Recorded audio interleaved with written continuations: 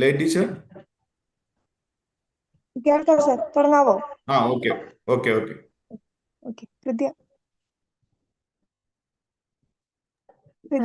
Am I audible? Yes. Okay. Okay. Good evening, everyone.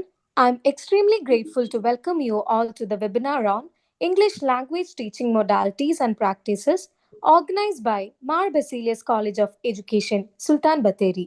First and foremost, I'd like to welcome our esteemed speaker, Mr. Mohd Shahbaz Khan, who is a research scholar at Jamia Millia Islamia University and fellow at CLMLMS. Mr. Shahbaz Khan has made significant contributions to the field of education, and his research paper, Managing Visually Impaired Students Through Specific School Programs, showcases his expertise in promoting educational equality and inclusivity. Tonight, we expect Sir will share his insights on innovative approaches and best practices in English language teaching. Welcome, sir. I'd also like to extend a warm welcome to our general convener to this webinar, who's our principal, Dr. Sunit Kumar GN, for his continuous support and guidance for each and every one of us. Sir, your leadership and vision are truly appreciative. Welcome, sir. Next, I'd like to welcome our program convener, Ms. Leia Baby. Leia ma'am has put in tremendous effort into organizing this webinar, ensuring every detail is meticulously planned. Her dedication to bringing together experts and students to discuss innovative approaches in English language teaching is highly commendable. Welcome, ma'am. I'd also like to welcome our student convener, Saja, for this coordinating this event. And finally, a huge welcome to all my fellow mates who are joining us tonight. I'm excited to see the engaging discussions and valuable takeaways that will come out of this webinar. I'm sure Mr. Shahbaz Khan's presentation will spark engaging discussions and valuable takeaways. Let's get started. Thank you, sir, for sharing your knowledge with us tonight. Over to you, sir. Thank you so much. Thank you so much for inviting me. Thank you so much, sir, as well, who has provided me this opportunity to present on the topic English language modalities, teaching modalities and practices. Is my screen visible to you all? Yes, sir. Is it fully visible or is it just partially visible to you all? It's clearly visible, sir. Okay, fine. No issue.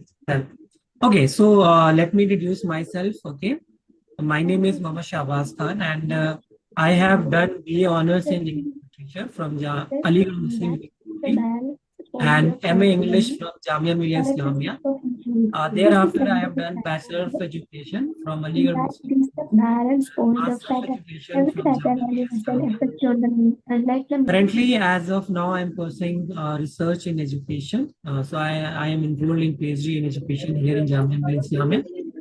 I have qualified junior research fellowship in education and English as well. So today we are going to talk about the topic English language teaching and modalities and practices. Am I audible to you all?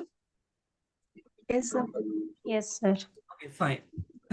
Thank you so much. Okay, so let's discuss about English language teaching modalities and practices. As we know that English language teaching since independence, after independence, we have transformed a lot of practices and there has been a lot of transformation in the practices, approach and methods of teaching. In the same way, English language teaching, FEC over the years has been transformed tremendously because of the approaches that we use in the Indian classroom. Okay, so each approach has some educational goals, ideologies, societal needs, and global influences. And each approach reflects specific theories about language learning and teaching. They have evolved from rigid, traditional to modern methods. For example, what we were like when we were in school, the English that we were taught, the method the teacher taught, are totally entirely different the way they teach today. Because of the technological advancement today, the methods in the English language teaching have evolved significantly. Okay, so when it comes to teaching language, particularly English, that is no size fits all approach, because we know that because of the individual differences that every student has some specific like there is some specific kind of strength and kind of weakness. So we have to learn about the individual differences. So we can't say that if we are using this grammar translation method or communicative language aspect or direct method.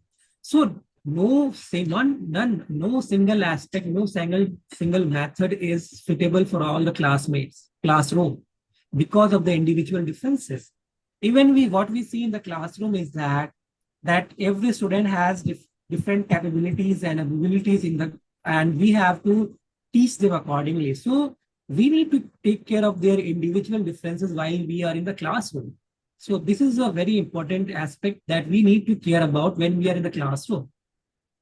Okay, so every student has their own way of learning, and as teacher, it's up to us to choose methods. Yes, it's up to us, like how we are choosing methods. Like we have to decide. For that, we have to decide the eclectic method. For example, why we can't like just rely on grammar translation method. Yes, am I audible?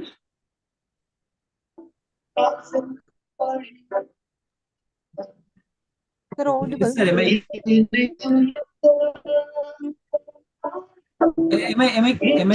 audible? Sir, am I audible? Hello? Sir, am Yes, I sir. clearly audible? Yes.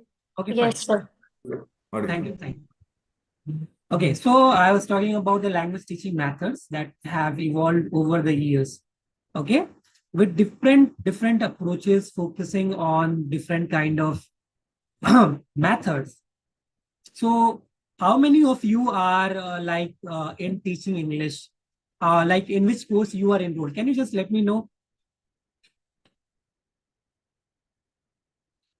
Like, are you undergraduate students or master students? Are you students of English literature or education?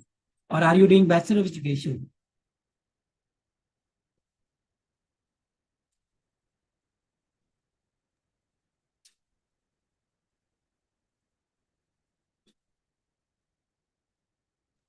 B.Ed students.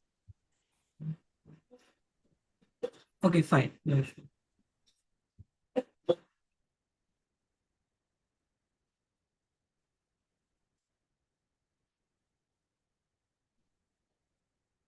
Is my screen properly visible? Because I can see message from the student that it's not fully, screen is not fully, is my screen is not full screen? Is my slide is not, Sir, now it's okay. now it's okay? Yeah. Okay, fine. So we are talking about the teaching methods in English, that how we have to learn about teaching methods, and in it depends upon the classroom. It you can't choose only one method of teaching English. Okay, like you are going there, you are saying that yes, the student needs grammar translation methods, and you are taking grammar translation methods.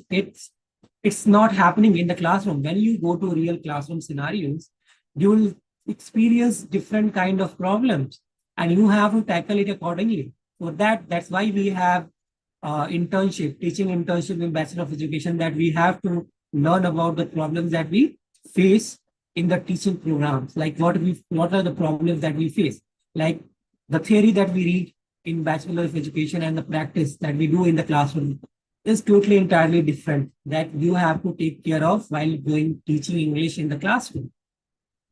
So first of all, I'm going to talk about the modalities of English teaching side. What are the kinds of modes of what are the modes of English language teaching that we do? Basically, this is a very face-to-face in-person teaching that is the most suitable and most familiar with, that we are always having this kind of teaching, like face-to-face teaching. So this is very traditional classroom-based instruction with real-time teacher-learner interaction. So what happened here is that the key features of this teaching is that we have direct in-person communication with our teacher. Whenever we have any problem, we can ask the teacher, yes, teacher, I can't understand this problem. And I need this, I just want you to explain the problem. So this is the one of the most beneficial aspect of this teaching, face-to-face teaching, is that you can ask doubt from your teacher in on the spot. Okay, you don't have to go anywhere. If you encounter any problem, you can just ask him. Then you can, if you are in the classroom, you can do group activities, role plays, and discussion. You can use of physical material because you are in the classroom, so you can use whiteboards, handouts, everything. And the classes are structured because you are sitting in the classroom and the teacher is there, so it's very structured.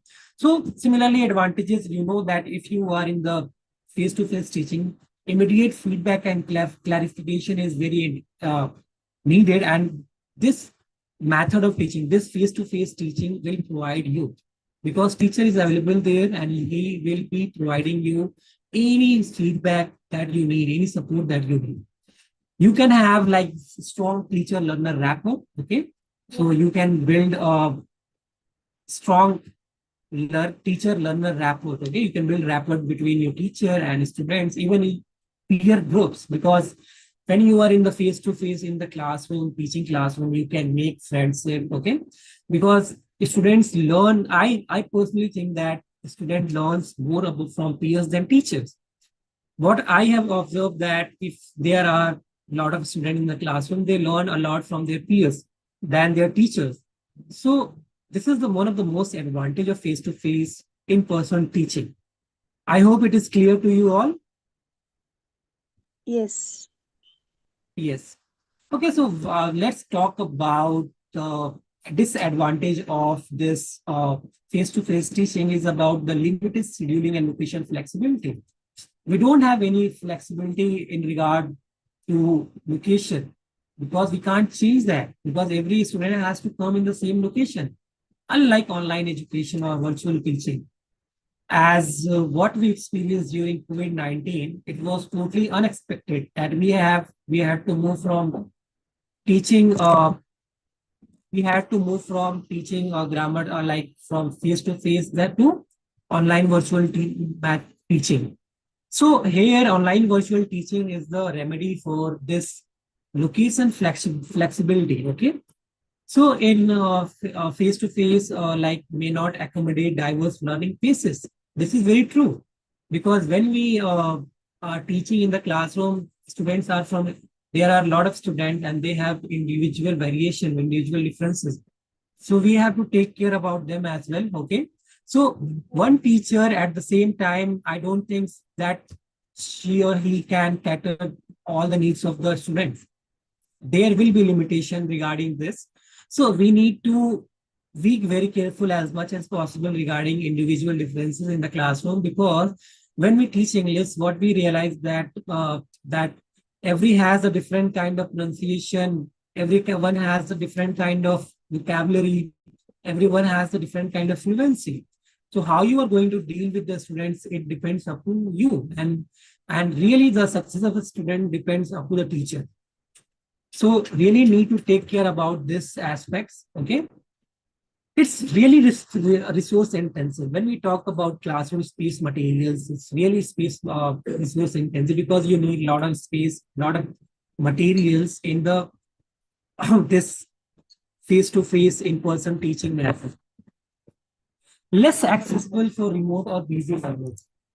So potential for classroom disruption, because when you teach a lot of students in the classroom, so there will be a chances that a student can have like a lot of discipline issues can happen. So you have to take care about that, because you need to maintain discipline. So sometimes you have to be rigid in your, like how you have to be very loud about that to the students. You can't be always soft. Okay, we can't give punishment to the student. That's really, we can't do that. But we have to use our voice. We have to change our voice.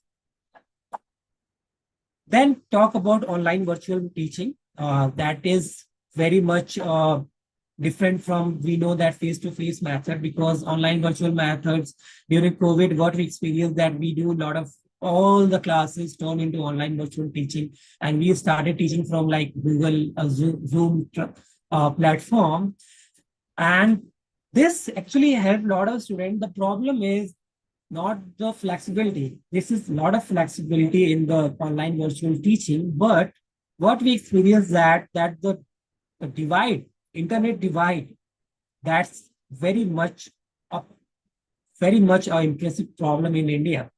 Like the lot of people, lot of families, lot of students even don't have that internet devices or internet connectivity, particularly from the rural background areas. And this created a lot of problem in virtual teaching. Like uh, there are a lot of benefits of virtual teaching, like you can use multimedia resources, you can use games, like you can use a lot of creative games, creative apps to engage learners. But the problem is here that you really can't like have that flexibility in meeting individual needs, because in India, the internet divide gap is really very large. So we have to take care about that when you are teaching like students online, you know, you have to feel the problem that yes, not everyone has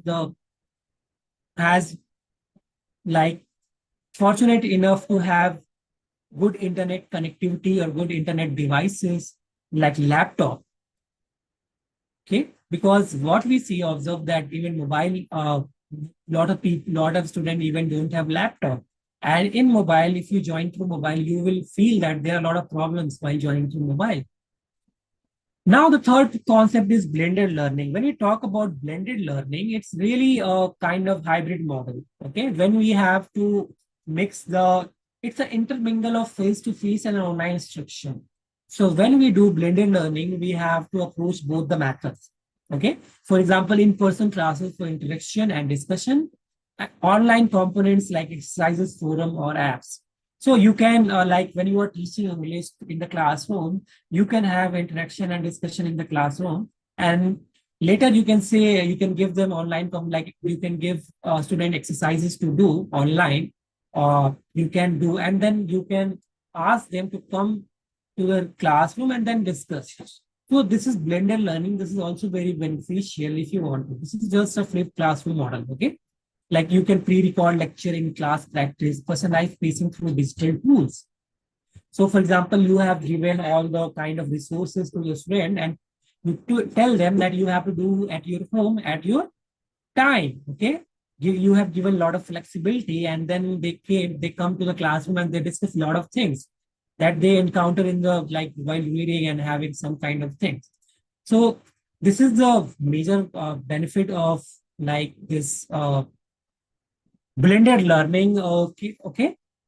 So blended learning involves synchronous and asynchronous learning. Synchronous means classroom when you are using in real time interaction. This is synchronous learning. Asynchronous learning, that is when we are not having a kind of real time interaction. For example, mail. When student mail you, that is asynchronous learning. Okay. For example, recorded videos, that could be a asynchronous learning because it's already recorded. Okay. Synchronous learning when it is happening in real time scenario. You have to remember this. Then coming to the advantages of blended learning, it balances flexibility and its structured interaction, because we are using this class room face-to-face interaction as well as virtual learning. So it balances our flexibility. Okay, it has flexibility towards to teachers as well as the students. Okay, it also caters to diverse learning styles. Like some student wants to learn at the like they want to learn from their cozy space, like home. They are not very much comfortable in school, learning in school. Some students are very more excited to go to school and learn. So that's the problem in individual differences. Like some students are not very much interested in even going to school, but they really are very good students. They have very good marks because they study in home. Okay. And in blended learning, we use allow online tools that allow self-paced learning. Okay. You can have, because we provide online tools, we can give some resources, we can have some self-assessment tools so that the student can also have that kind of approach, like he can have self-paced learning. We don't have to do anything. They have self-paced learning. So they can check their learning progress, that how much they are progress in that, like one particular topic. So it benefits, this is the benefit of both in-person and virtual modalities. It requires coordination between modalities because it's very difficult to coordinate between modalities like virtual or face-to-face. Okay. It really needs higher preparation time for teachers. Okay. This is a very kind of thing that teacher needs a lot of preparation for that. Okay. And the another disadvantage of this thing is that learner need access to both settings. I already mentioned that not everyone has the access of internet and good internet devices or good internet connectivity. So this is a problem. And this is also technology dependence for online components. So this is one of the advantages because not everyone is technology savvy. So we have to care about that. Now let's talk about this.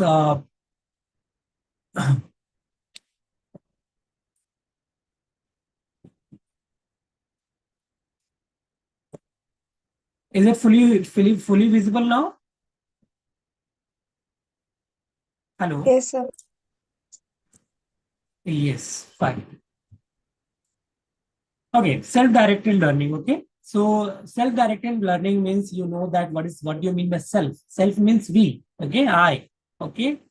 A lot of people even learn self-directed learning because we learn. A lot of people also they don't have any experience like school setting or any virtual classroom.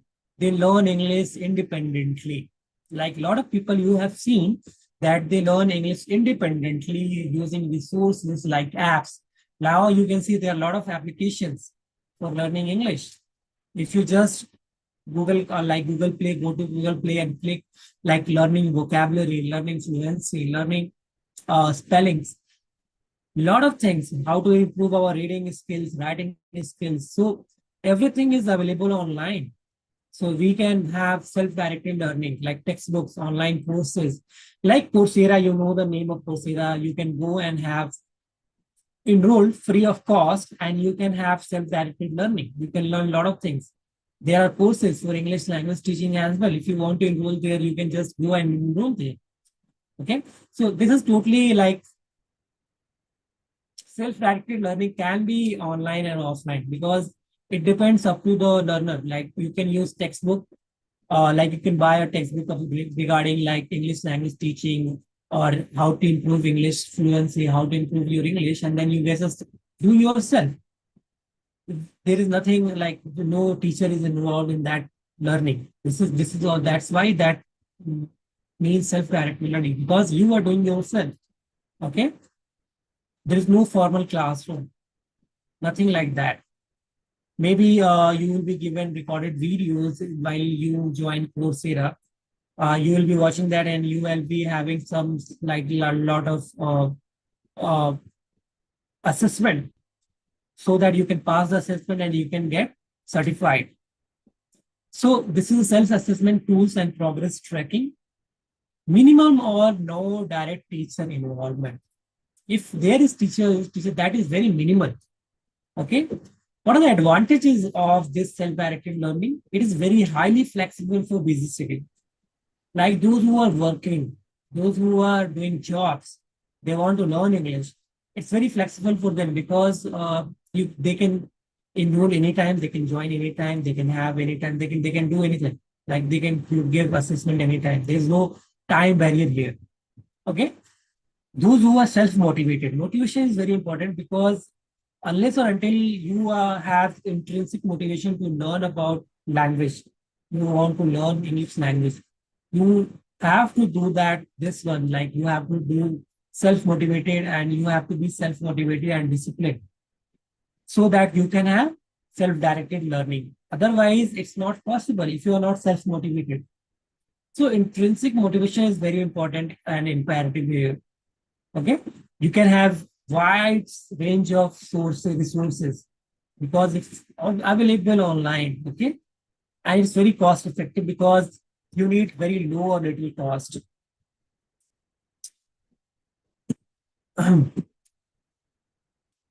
So this is all about this self-directed learning. It needs self-motivation, self-management, self-modification, and self-monitoring. Like there is no teacher involvement here. So you need to do it yourself. So you have to self-monitor yourself. Okay. You have to modify yourself. You have to motivate yourself. You have to manage yourself. Okay. It's your responsibility to take learning tasks.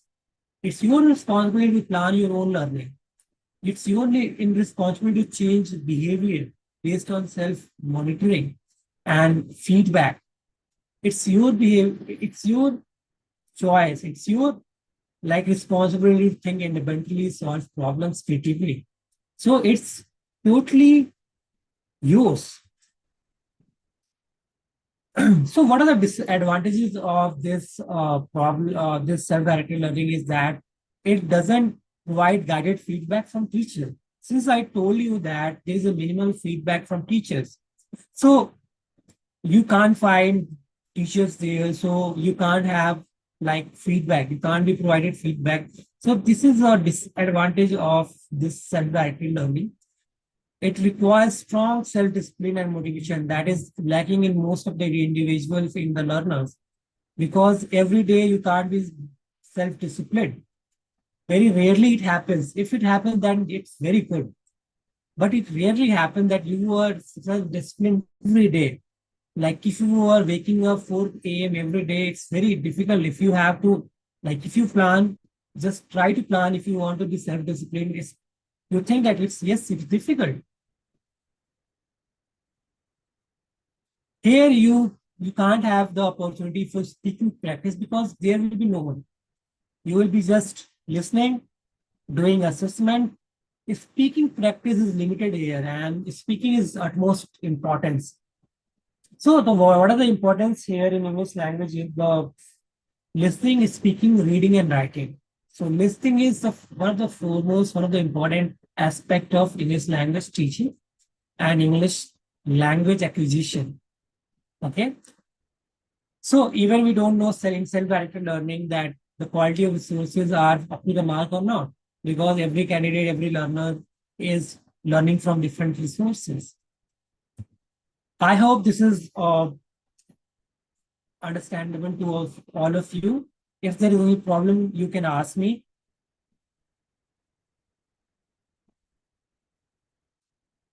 Yes, am I audible?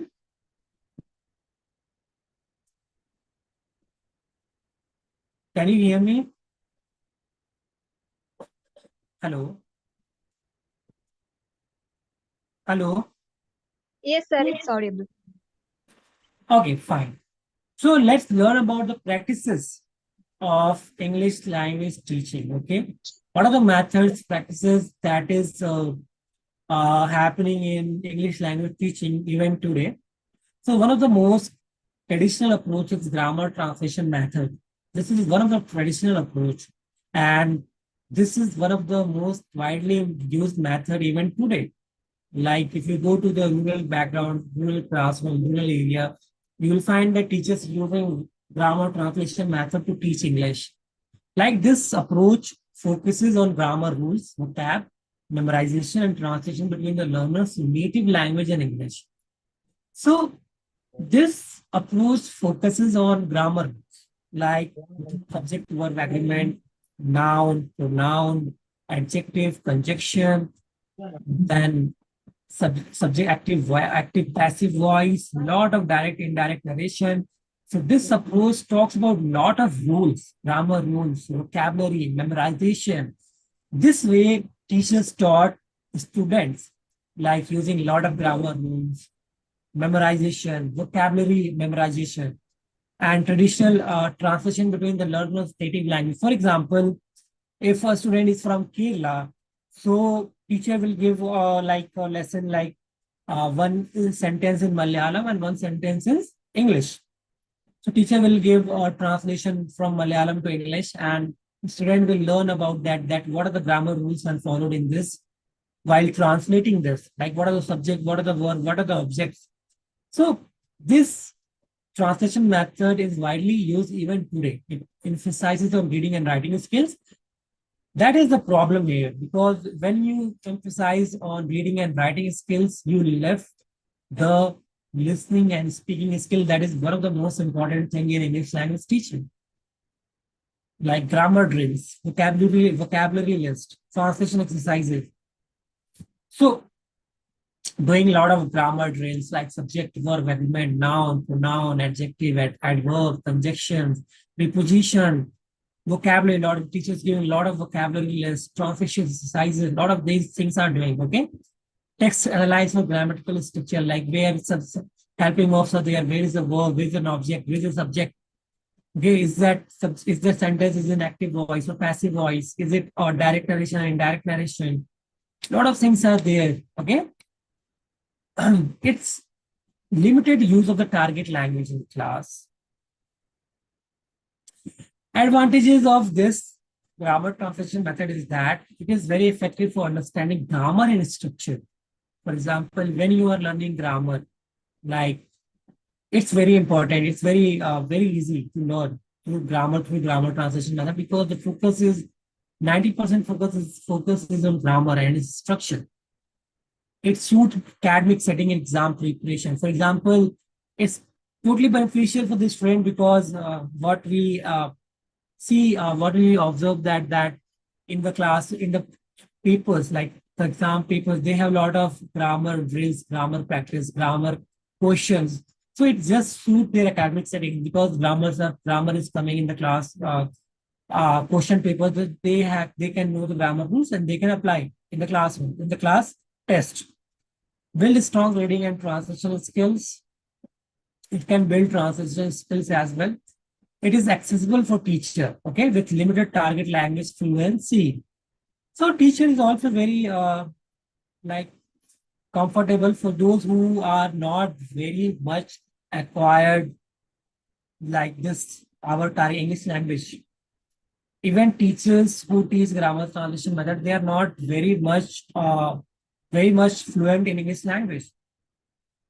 That is the case. They are using grammar translation methods. Okay. And it is a very traditional education method, that is still going on, and it has a lot of demerits of using grammar translation methods, because today we can't achieve what we want through grammar translation methods. So these are the techniques of grammar translation methods, like translation of literary passages, vocabulary memorization, sentence uses, filling blanks, vocabulary with antonyms and synonyms, composition, precise based topic of reading. So these are the things that are included in the techniques of grammar translation methods. That like what are the disadvantages of this grammar translation method? So first of all, there is a limited focus of speaking and listening skill. When teachers use grammar translation method, you will feel that the speaking skill of student is not up to the mark. They might have the like fluency in writing skills, but teaching through grammar translation method, you can't improve the speaking skill and listening skills of the target students. That is the problem of grammar translation method. It's totally disconnected from real world language use, because since we don't use language, since we don't use English language in the classroom, because just we are doing translation and this and that. So we are totally disconnected when we use grammar translation method.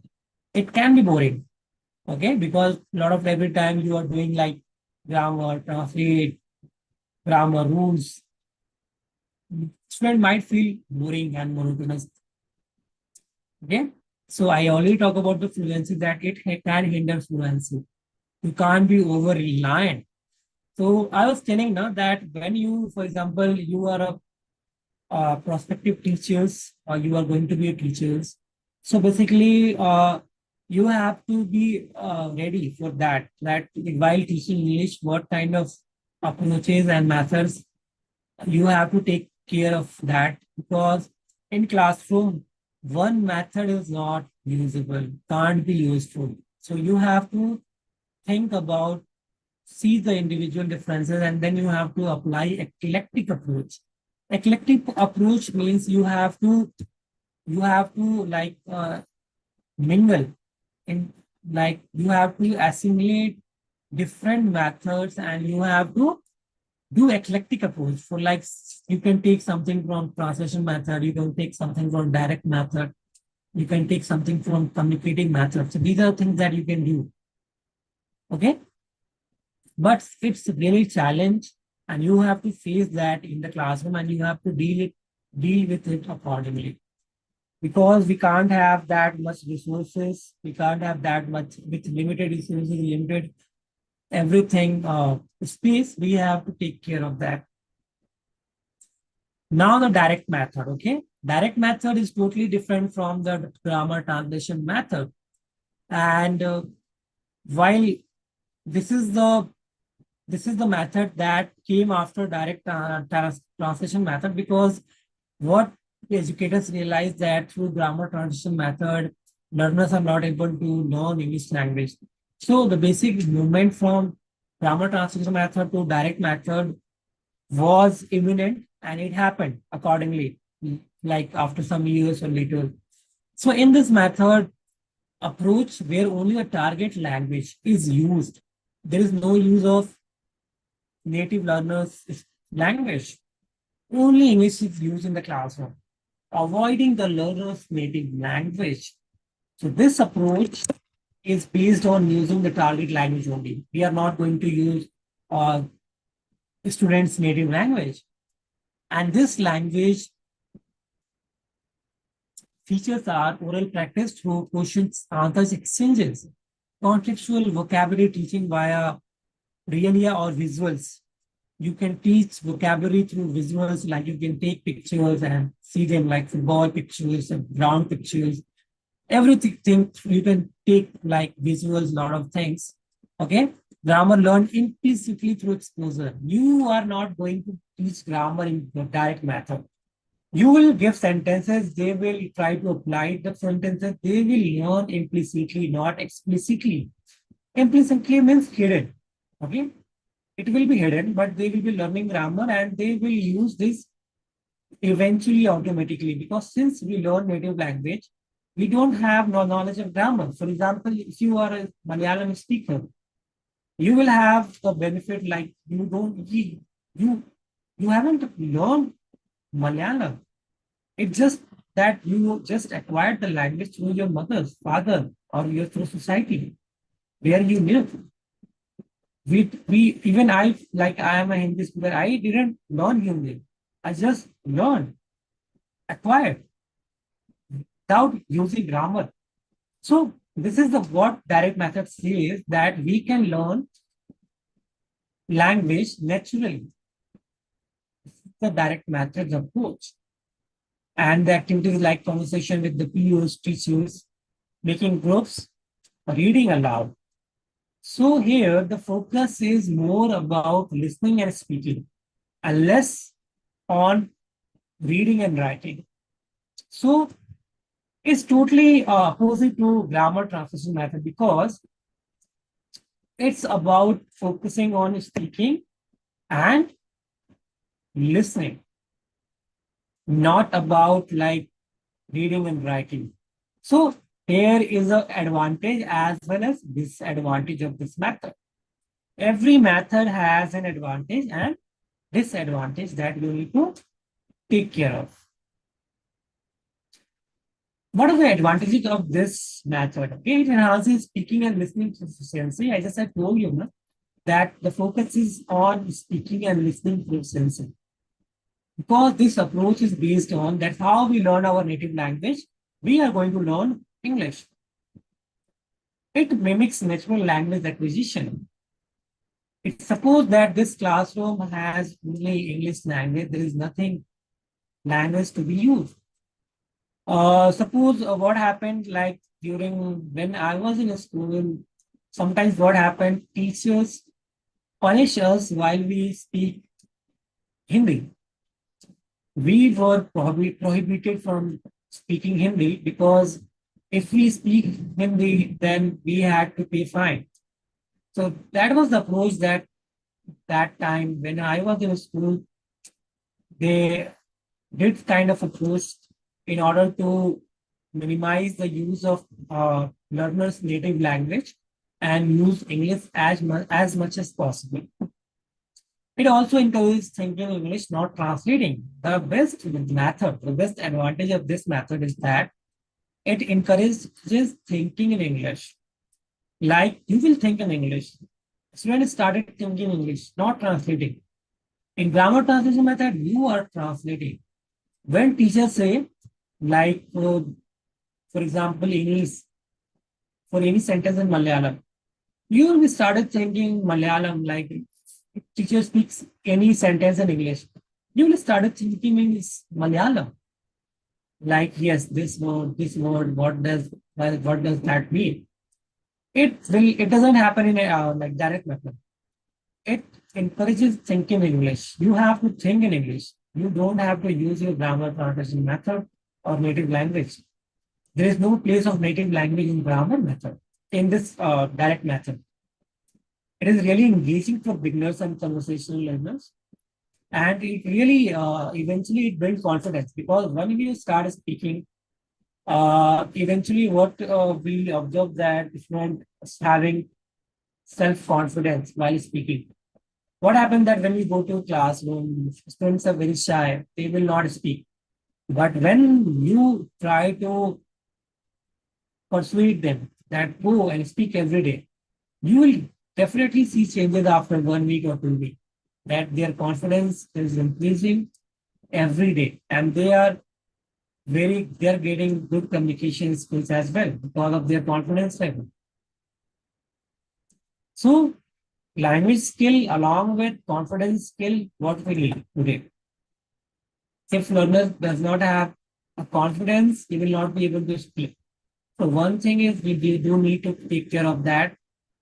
Language skills and confidence should go simultaneously. Let's talk about the disadvantages of this grammar translation method. So the disadvantage of this grammar translation method is it is very challenging for absolute beginners with no English exposure. For example, when we talk about like those who have no knowledge of English, for example, you go into the classroom to teach through direct method.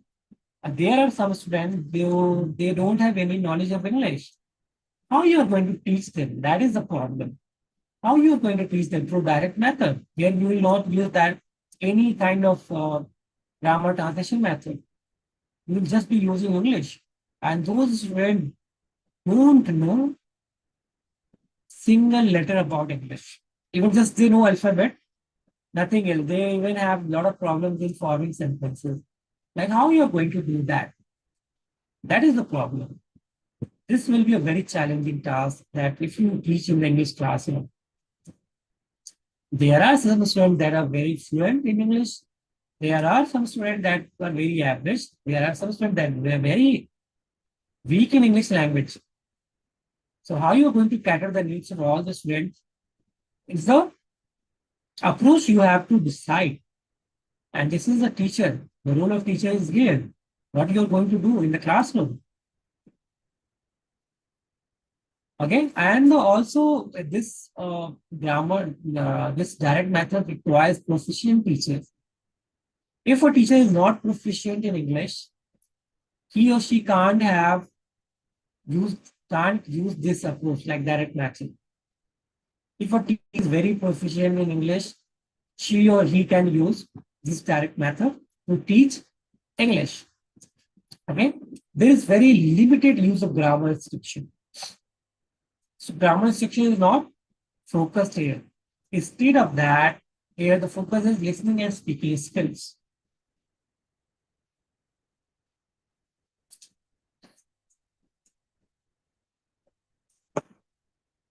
Now, let's come to communicative language teaching. This is another approach in English language teaching. It is also known as CLT. Okay, it focuses on developing communicative competence for real-world language use across all skills.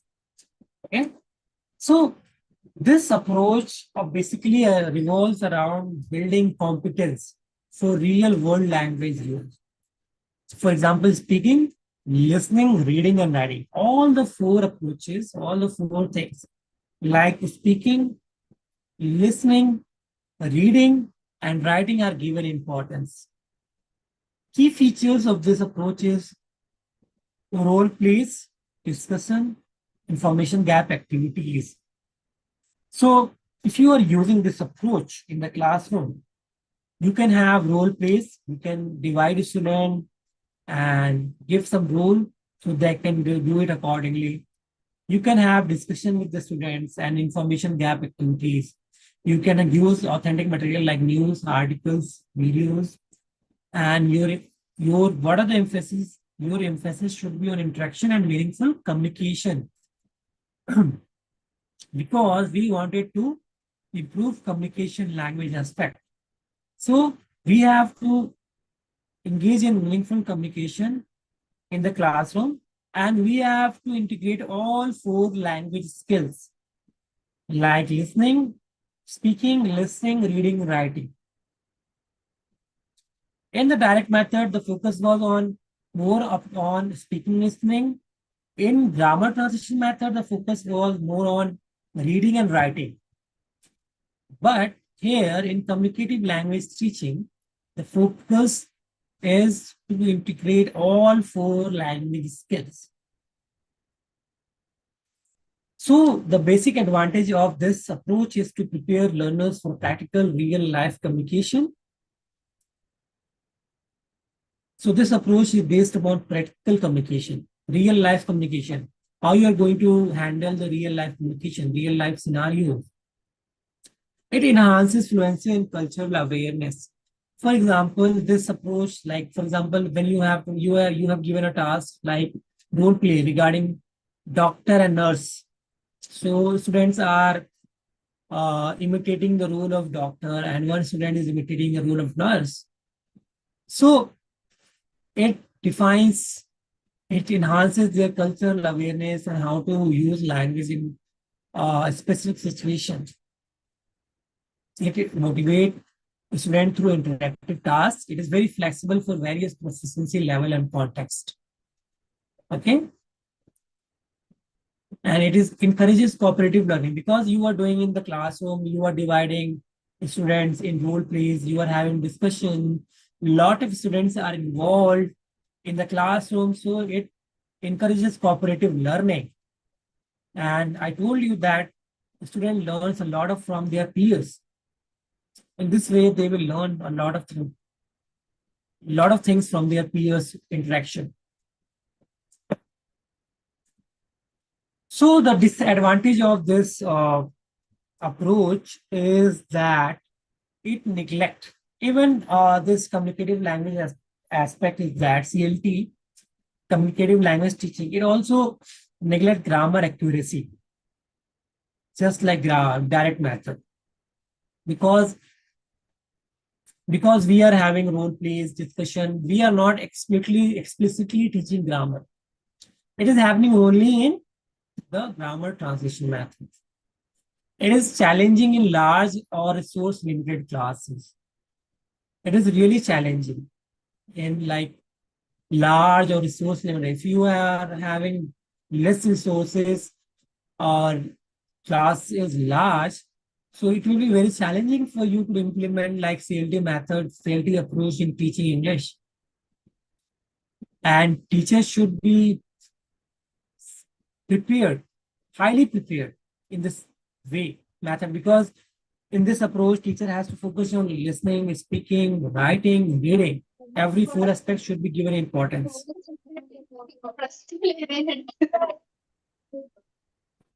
Yes, am I audible? Yes, sir. Is there any question? Is there any question? No. Okay, thank you. Thank you so much. Okay.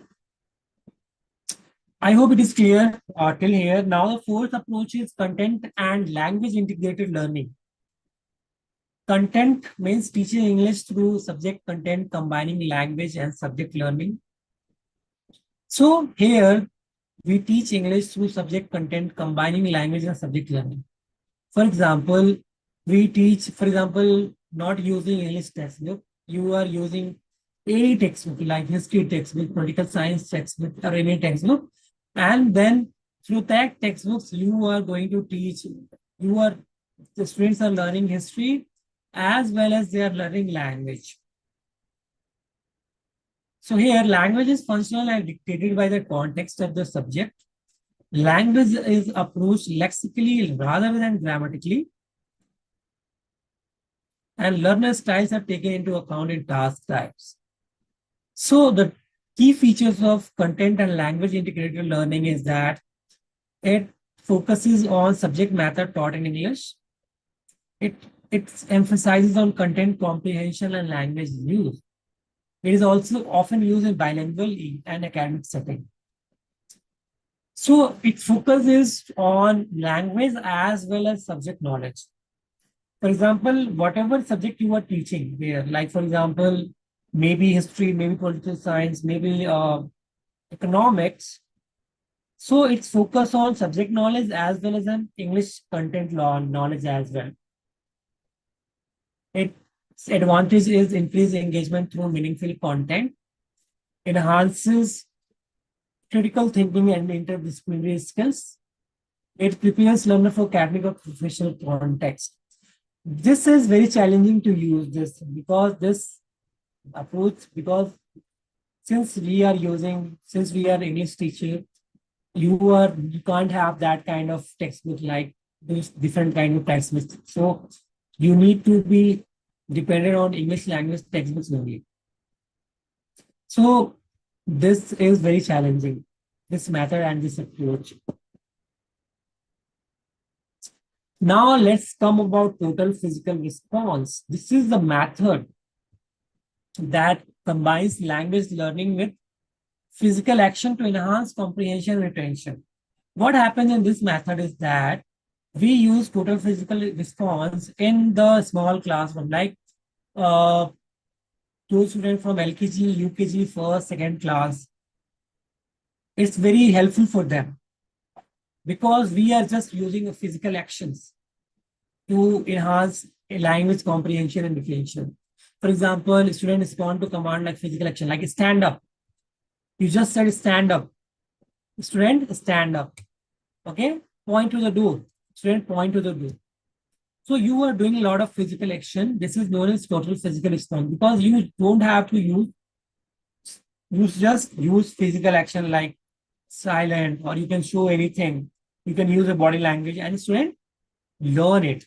Okay? Focus on listening comprehension before speaking.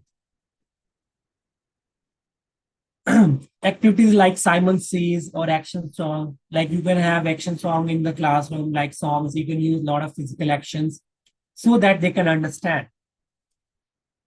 Okay. For example, you can use a lot of materials like balloon. You can show them the colors, like this is red, this is yellow, through colors. This is total physical response. And it is very beneficial, especially in the primary, like elementary classrooms. Advantage is it's really engaging and fun because it involves a lot of physical actions. So it is very engaging with the elementary students, especially for young learners. It reduces anxiety, okay? Because we are not speaking here, speaking requirement is not necessary. So it reduces anxiety in the learners, early learners, and they use physical actions. We use physical action to acquaint English language. It is effective for kinesthetic learners and beginner. Kinesthetic means use of body language. It builds strong vocabulary and comprehension skills.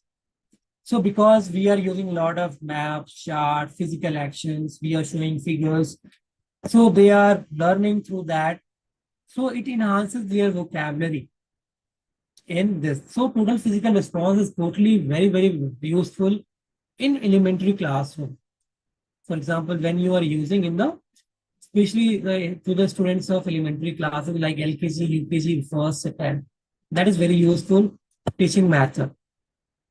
But the disadvantage of this method is the abstract concept, that you can't use abstract concept in this approach. You can't have this approach to the advanced learner. Those who have learned basic English, but they wanted to learn advanced English, you can't use total physical response.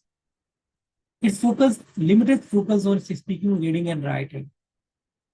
Since we use a lot of physical actions, it's very limited focus on speaking. We are having this and this total physical response. Okay, may not suit culturally reserved learners. Maybe some learners, they have the, if you are using that kind of like physical action, it might be totally different from one learner to another learner, because that action may be different for, may contextually different for another learner. It depends, no? Because these actions are not equal.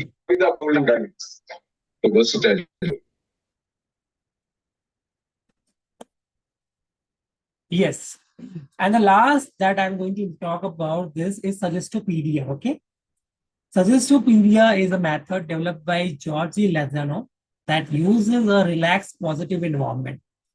What this method's approach talks about is that learners need a relaxed, calm, and positive environment in order to learn English. We should target very relaxed environment, very positive environment, so that students learn it, English. Like the key features of this is comfortable classroom setting, soft lighting, cozy sitting. Okay, use of music. You can use classical music in the classroom so that students should be relaxed. So this approach talk about that student can learn in a relaxed setting. Positive suggestion to boost learner confidence and motivation. Okay, and in that relaxed setting, teachers can use dramatized readings, role plays, and dialogues.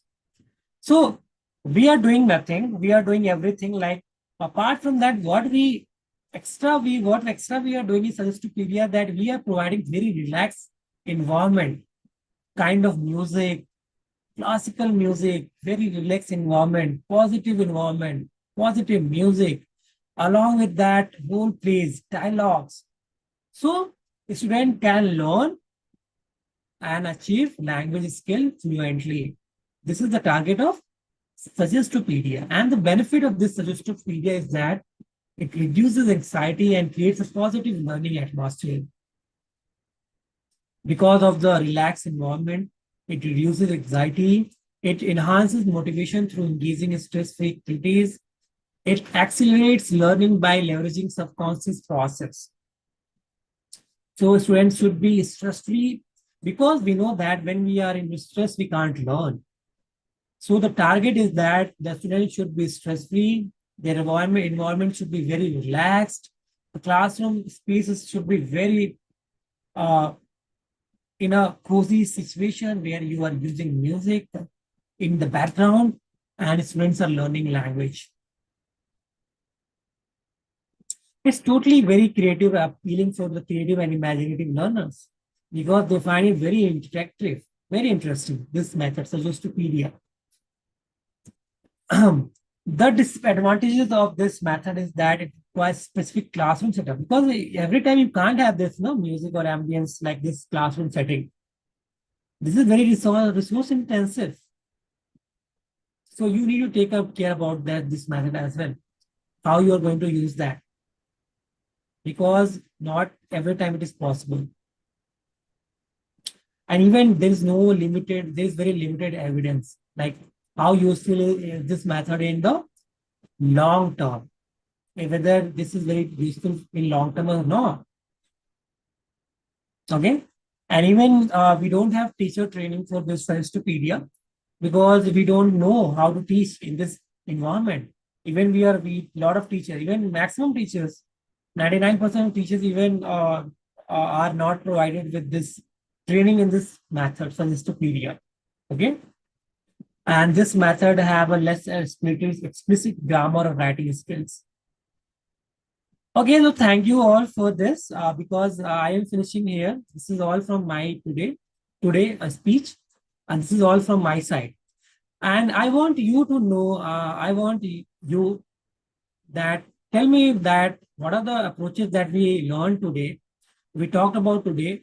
What are the approaches that you like the most?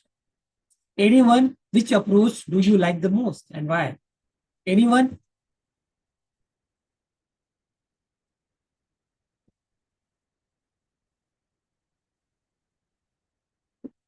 Yes, you can just chat. You can use just messages. You can just type in the chat box. If you find this method, which method do you find it very interesting? Which approach do you find is approaching? What kind of practices you are going to use in the English classroom?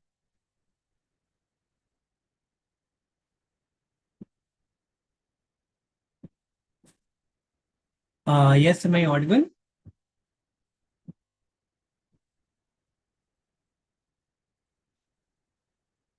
Am I audible?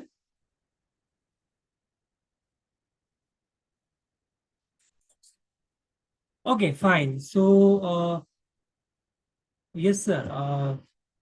Sunitsa there?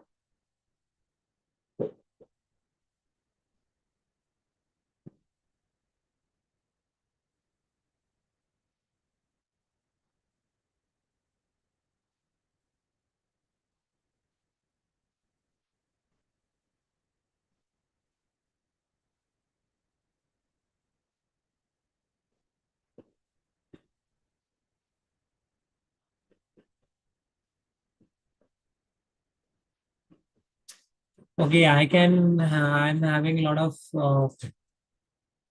I can see a lot of messages here. Someone is saying direct method, someone is saying direct and grammar transition method. Someone is saying, yeah, so we need to take care about it. We need to think about that, how you're going to use this in the classroom because you need to be eclectic approach. You need to use eclectic approach. So you can use direct as well as grammar transition method and what suits in the classroom. Don't depend only on one approach. You have to mix approaches depending on the context.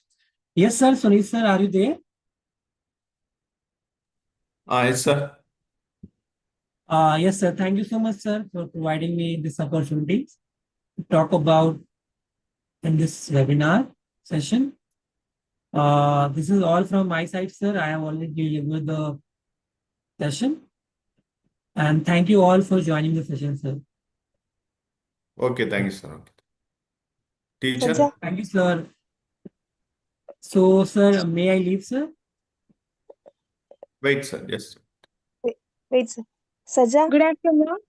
It's my privilege and honor to propose the vote of thanks for today's enlightenment webinar on the topic English language teaching modalities and practices. First and foremost, I extend my heartfelt gratitude to our esteemed resource person, Professor Muhammad Shahbaz Khan, for sharing valuable insight that are truly relevant in today's educational landscape. Your session was very thoughtful, sir, provoking and inspiring, especially for those who are passionate about enhancing English language teaching.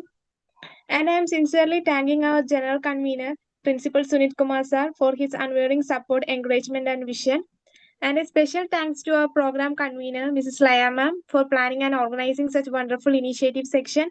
And I would also like to appreciate Hrudya K. Anand for warm and well-articulated welcome speech.